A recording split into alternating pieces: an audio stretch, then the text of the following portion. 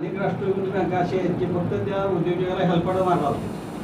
बघा काय होतं, एकदम थोडक्यात उत्तर देतो की मराठा समाजासाठी पहिली योजना आहे. याच्या अगोदर तुम्ही जर मला चाळून बघवावं सांगावं की मराठा समाजाला काही योजना बँकिंगच्या माध्यमातून आल्यात का.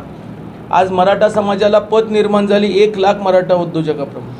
पण ठीक आहे, काही ठिकाणी अडचणी आहेत. आम्ही त्याच अडचणीला मात करण्यासाठी उपकेंद्र पंढरपूरमध्ये त्या ठिकाणी सुरू करतोय. आता आपण म्हटलं की 25 सप्टेंबरला जो मेळावा घेण्यात आला, पण त्या मेळाव्यामध्ये मुख्यमंत्रीसह शिंदे गटाचे एकही नेते अनुपस्थित राहिले. मग याच्या पाठीमागे नेमकं काय कारण होतं? मुख्यमंत्री, राज्याचे मुख्यमंत्री म्हणून त्यांना मी आमंत्रित केलं, उपमुख्यमंत्री अजितदादांना आमंत्रित केलं. आता का नाही आले ते तुम्ही त्यांना विचारावं. कारण मी या कार्यक्रमाला मी तुम्हाला खरं सांगतो की उद्धव ठाकरे मुख्यमंत्री असताना देखील पण आम्ही त्यांना निमंत्रण केलं होतं.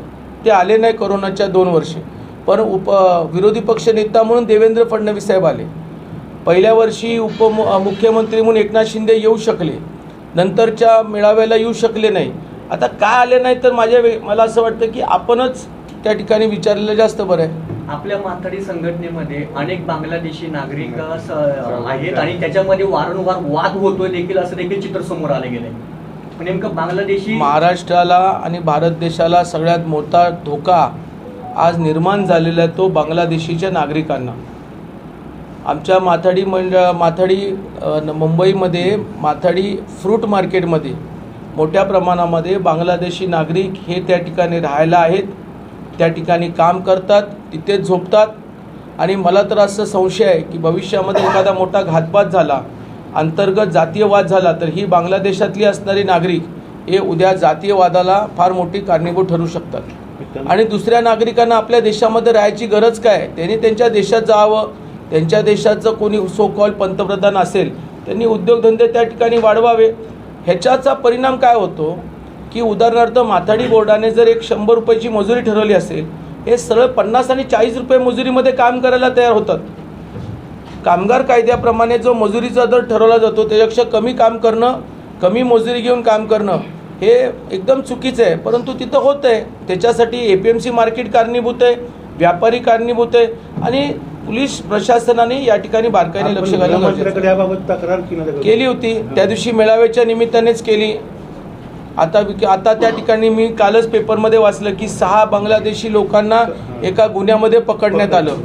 म्हणजे मी काल दिवसभर अमरावती नागपूरच्या दौऱ्यात होतो आणि ही वस्तुस्थिती आहे की देशाला जर धोका जर कुणापासून अंतर्गत आहे तर आज बांगलादेशातील असणाऱ्या या नागरिकांकडनं आहे.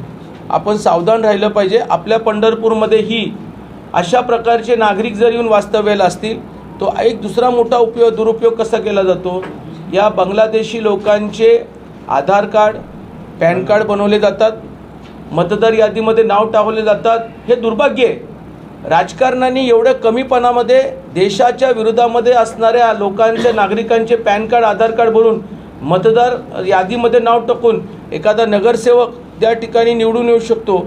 पण हीच मंडळी देशाच्या वरती कुठल्याही प्रकारे अंतर्गत हल्ले करण्यासाठी कारणीभूत ठरतील. सध्या मराठा पक्ष हा भाजपला विरोध असल्याचं देखील समजण्यात येत आहे किंवा दिसून येत आहे. यामुळे कुठेतरी फडणवीस सरकार असेल किंवा आपल्या माध्यमातून मराठा नेते समोर घेऊन तर मत कुठेतरी वळवण्याचा आपल्या इकडून प्रयत्न होतोय. मी केलेल्या कामाचं, मला जी जबाबदारी दिली त्या केलेल्या कामाची वस्तुस्थिती मी सांगण्याचा प्रयत्न करतोय. मला पण वेगवेगळी लोक ट्रोल करतात आणि का ट्रोल करतात मलाही कळत नाही.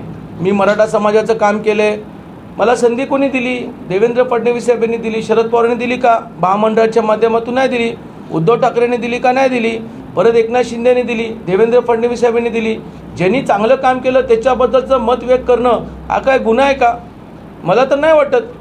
आणि मी तर स्पष्टपणे सांगतो की मी पण एक कट्टर मराठा आहे. मलाही कळतं.